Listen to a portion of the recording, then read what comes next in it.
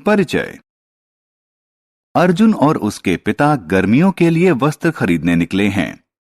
वे दोनों ऐसे वस्त्र ढूंढ रहे हैं जो शीतल, आरामदायक, हल्के और रखरखाव से मुक्त हों। अर्जुन ने एक सूती शर्ट चुनी। पिता को वह पसंद नहीं आई क्योंकि यह भारी थी और यह आसानी से सिकुड़ जाती है। तब अर्जुन ने एक सिंथेटिक शर्ट चुनी जो हल्की थी और यह सिकुड़ती नहीं थी। उसके पिता ने इसे भी नापसंद कर दिया क्योंकि यह नमी को अच्छे से सोखती नहीं है। अंततः 2 लंबे घंटों के बाद उन्हें वह शर्ट मिल गई जो मिले जुले कपड़े की बनी थी और उसमें वो सभी विशेषताएं थीं जो वो ढूंढ रहे थे। इस पाठ में हम रेशे और कपड़े के बारे में जानेंगे। आओ सीखें। वस्त्रों का महत्व बताना, रेशे को परिभाषित करना, प्राकृतिक और कृत्रिम रेशे में विभेद करना, कपड़े की बुनाई, रंगाई, डिजाइन और सिलाई के बारे में बताना।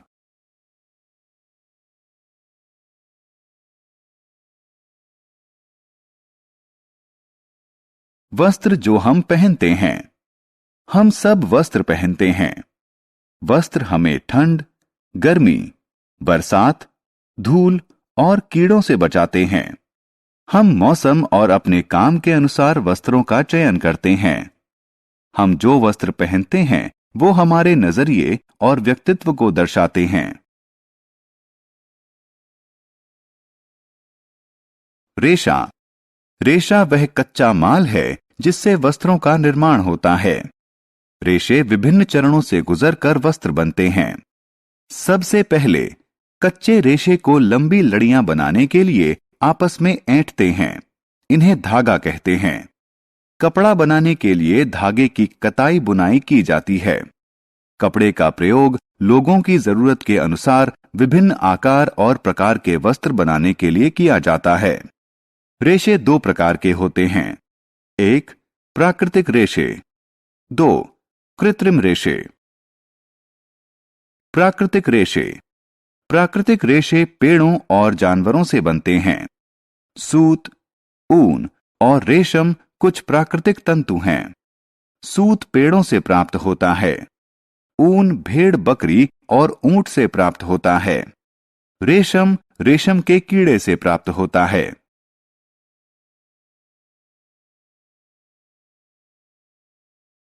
कृत्रिम रेशे। कृत्रिम रेशे मानव निर्मित होते हैं। नायलॉन, पॉलिस्टर इत्यादि कृत्रिम रेशों के उदाहरण हैं। कृत्रिम रेशों से बने कपड़े सस्ते होते हैं, जल्दी सूखते हैं और सिकुड़ते नहीं हैं। आमतौर पर मजबूत और मुलायम कपड़ा बनाने के लिए कृत्रिम रेशों को प्राकृतिक रेशों के साथ मिला दिया जाता है। बुनाई। बुनाई वह प्रक्रिया है जिससे धागों से कपड़ा बनाया जाता है। इसके लिए धागों का एक समूह क्षैतिज रूप से बिछाया जाता है और दूसरा ऊर्ध्वाधर रूप से। इस तरह एक दूसरे को काटते हुए धागों को बुनावट कहते हैं।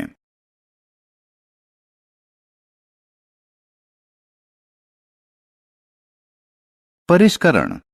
वह प्रक्रिया जिससे कपड़े की दिखावट और उपयोगिता में सुधार हो उसे परिष्करण कहते हैं। कपड़ों को दिए जाने वाले कुछ महत्वपूर्ण परिष्करण हैं। ब्रशिंग। ब्रश करने की प्रक्रिया से छोटे और ढीले तंतु कपड़े से निकल जाते हैं। कैलेंडरिंग। कैलेंडरिंग की प्रक्रिया से कपड़े की मुलायमियत और चमक बढ़ती है। ब्लीचिंग। ब्लीचिंग की प्रक्रिया से कच्चे कपड़े का प्राकृतिक रंग छूट जाता है।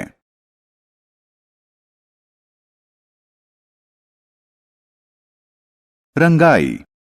कपड़े को नया रंग देने को रंगाई कहते हैं। एक कपड़े को रंगने के लिए पहले गर्म पानी में रंग और नमक का घोल तैयार किया जाता है। इसके बाद कपड़े को इसमें डुबोया जाता है। कपड़े को 1 घंटे बाद बाहर निकालकर धोया जाता है। अंत में कपड़े को सुखाया जाता है।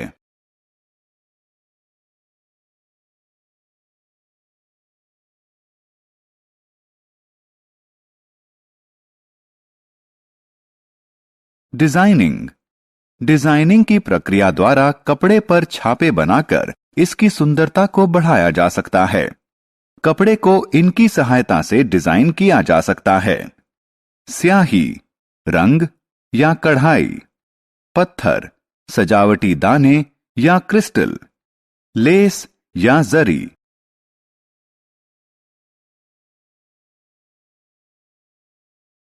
सिलाई। सिलाई वह प्रक्रिया है जिससे कपड़ों को वस्त्रों में बदला जाता है। इसमें कपड़े को सुई और धागे से सिला जाता है। पुराने दिनों में सिलाई हाथ से की जाती थी, लेकिन आजकल सिलाई मशीन से की जाती है।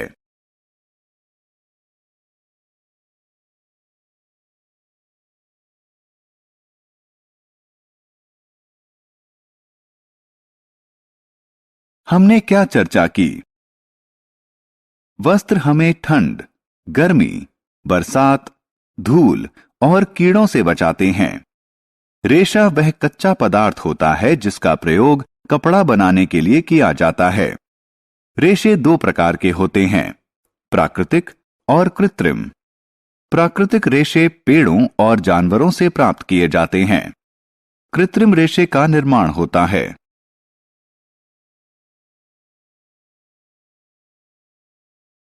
कपड़े का निर्माण एक जोड़ी धागों को आपस में एक दूसरे के समकोण पर बुनकर किया जाता है।